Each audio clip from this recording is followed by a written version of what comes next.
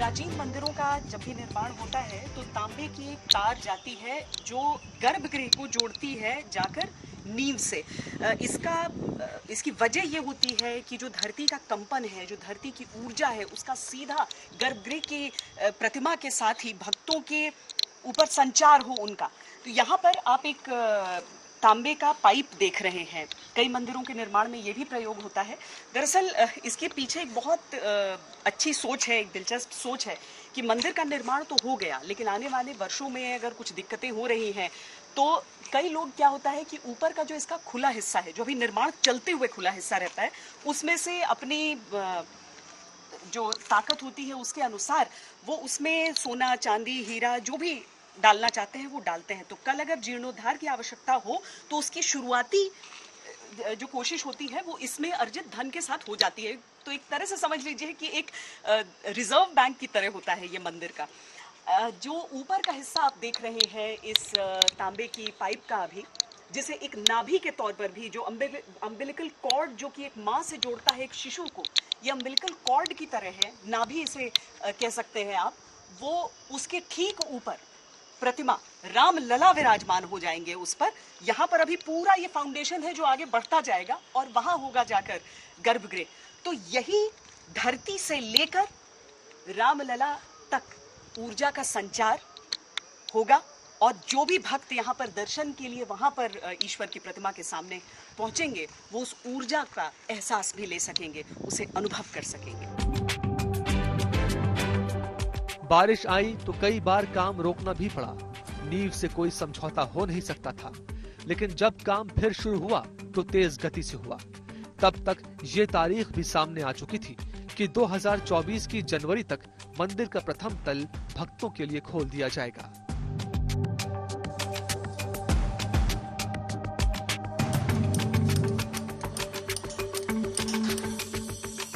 हम फिर वहां पहुंचे जहां राम नाम के उद्घोष के साथ पत्थर तराशे जा रहे थे।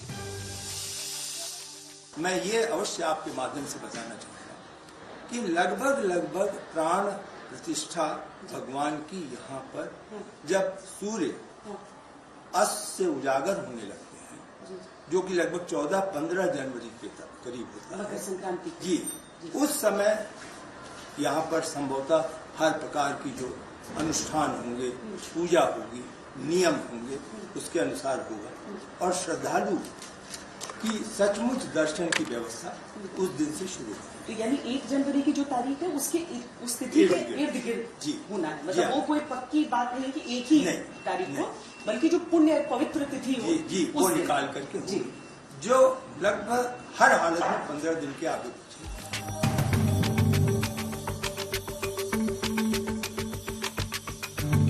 हमारे सामने मंदिर का एक आधार भी था और उस पर तैयार होती मंदिर की संरचना थी।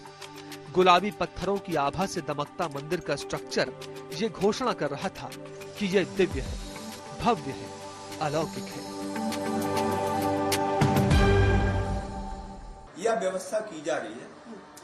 यहाँ पर एक कठिनाई है, आप समय देखें 2:20 है, अगर 12 बजे भी देखें तो ऐसा नहीं होता कि सूर्य सीधा रिफ्लेक्ट करे। इसलिए जो पुणे में एक एस्ट्रोनॉमिकल इंस्टीट्यूट है और सेंट्रल बिल्डिंग रिसर्च इंस्टीट्यूट है रुड़की में, उन्होंने इसका एक तरीके से अध्ययन किया। अध्ययन करने के बाद उन्होंने अगले 19-20 वर्षों का एक आप पंचांग ही कहें उससे कि सूर्य किस दिशा से कितने अंश से यहाँ 12 बजे आएगा, वो उन्होंने देखा। और उसको फिर हम रिफ्लेक्ट कैसे करें, अद्भुत। उसको रिफ्लेक्ट करने के लिए कहाँ एपर्चर यहाँ लिया जाए जी, और एपर्चर से कौन सा इंस्ट्रूमेंट होगा जो रिसीव करके उसको सीधा भगवान के माथे पर गिरेगा। और वह कुल 5 से 7 मिनट का एक तरीके से अद्भुत दर्शन है। करोड़ों आस्थाओं का प्रतिरूप मंदिर आंखों के सामने था और उसके निर्माण की गति अबाध रूप से चल रही थी। श्रद्धालु है वो मूर्ति से लगभग 30 फीट वहां से जी, जहाँ पर कि हमारे सहयोगी खड़े हैं जी, यहाँ से दर्शन करेगा। और दर्शन जब करेगा तो उसकी दो आवश्यकताएं हैं। जी एक तो वो भगवान की आंख से आशीर्वाद देता है जी और एक भगवान के चरणों में हाँ। वो वहीं खड़ा होकर नतमस्तक होता है। जी तो इसलिए यह निर्णय लिया गया है कि जो ये बाल लला होंगे, हाँ।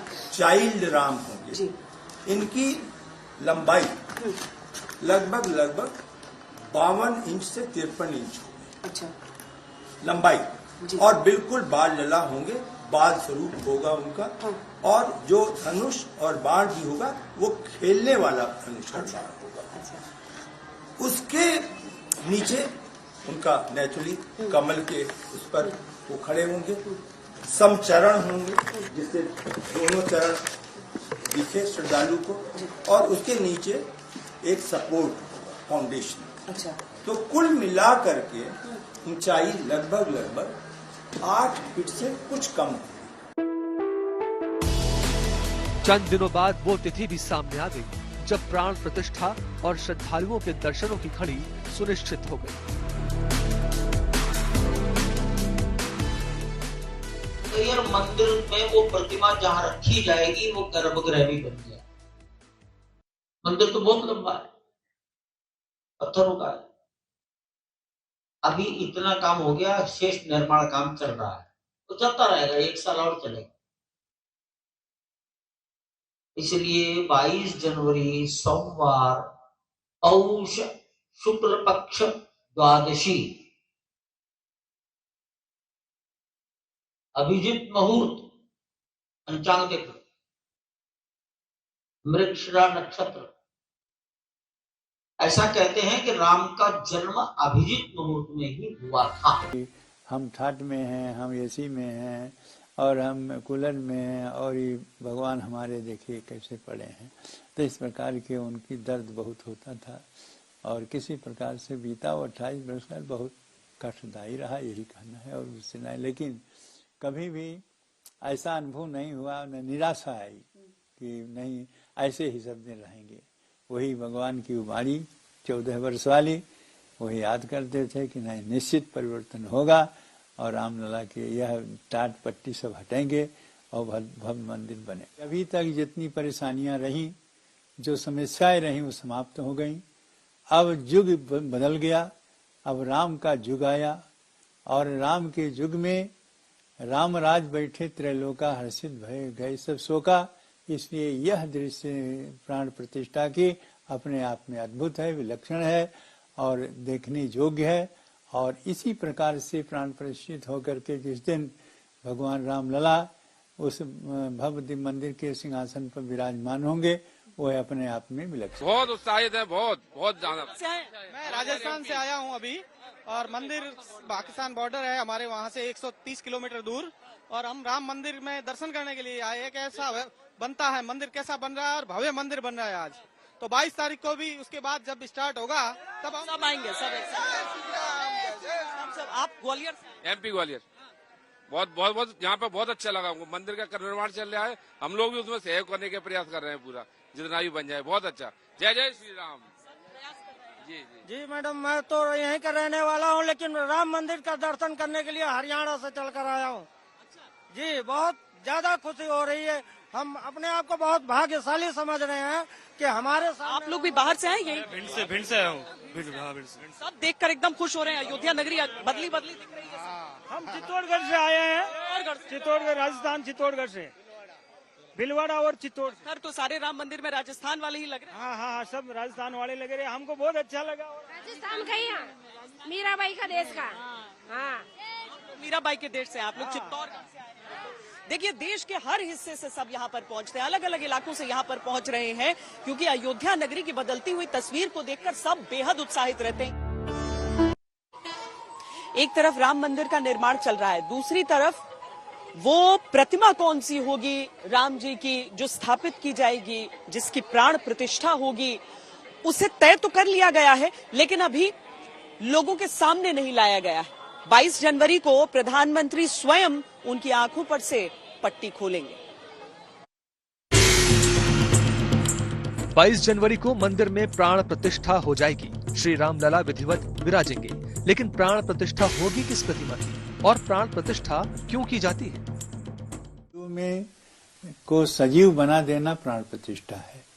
वह मूर्ति तब तक निर्जीव है जब तक उसमें शास्त्रों के द्वारा वर्णित उस मंत्रों को अभिमंत्रित करके उस शरीर में प्रवेश नहीं किया जाता है।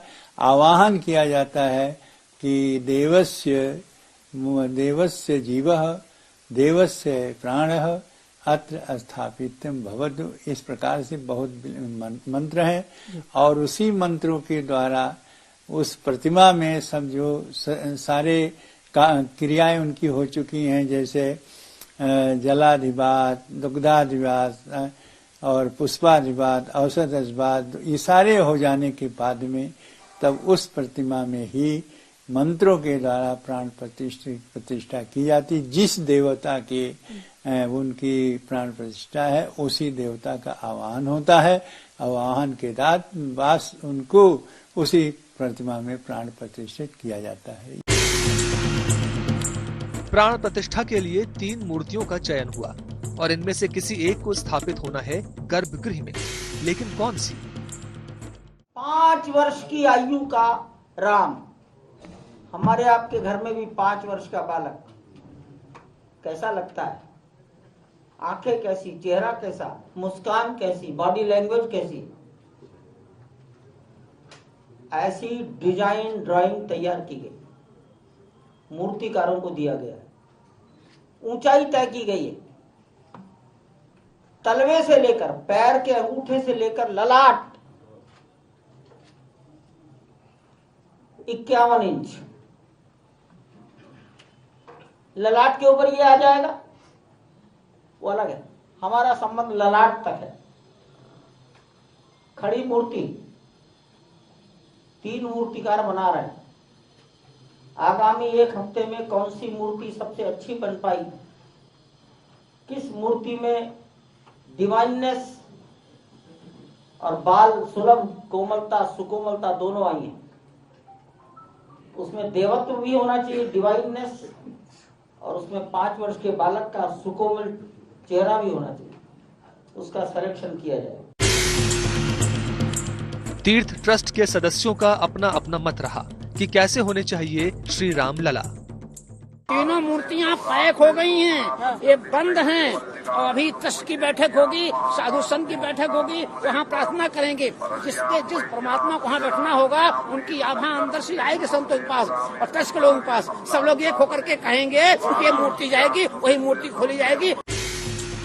22 जनवरी को प्राण प्रतिष्ठा के समय गर्भगृह में सिर्फ प्रधानमंत्री मोदी, मुख्यमंत्री योगी आदित्यनाथ, रामलला के प्रधान पुजारी, आरएसएस प्रमुख मोहन भागवत और राज्यपाल आनंदीबेन ही रहेंगे। के रूप में प्रधानमंत्री को उपस्थित होना पड़ेगा और जो प्रक्रिया कहे जाएगा वो प्रधानमंत्री को मूर्ति का स्पर्श करेंगे और कुछ उस पर चढ़ाएंगे। उसके बाद में मूर्ति स्थापित होने पर उनके पट्टी बना रहता है, उस पट्टी को खोलेंगे, उसके बाद शीशा दिखाएंगे और उसमें सोने के सीख से उनको काजल लगाएंगे। ये बहुत कुछ काम है वो जो प्रधानमंत्री जी करेंगे।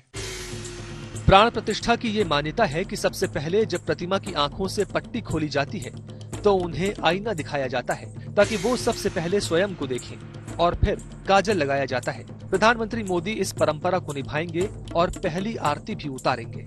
तैयारियां अंतिम रूप में हैं और प्राण प्रतिष्ठा की प्रतीक्षा में करोड़ों भक्तों के पल सदियों से गुजर रहे हैं। 22 जनवरी तक सांसें थमी रहेंगी। उसके बाद जब 23 से भक्त दर्शन कर सकेंगे तो अयोध्या का नया अध्याय शुरू हो जाएगा।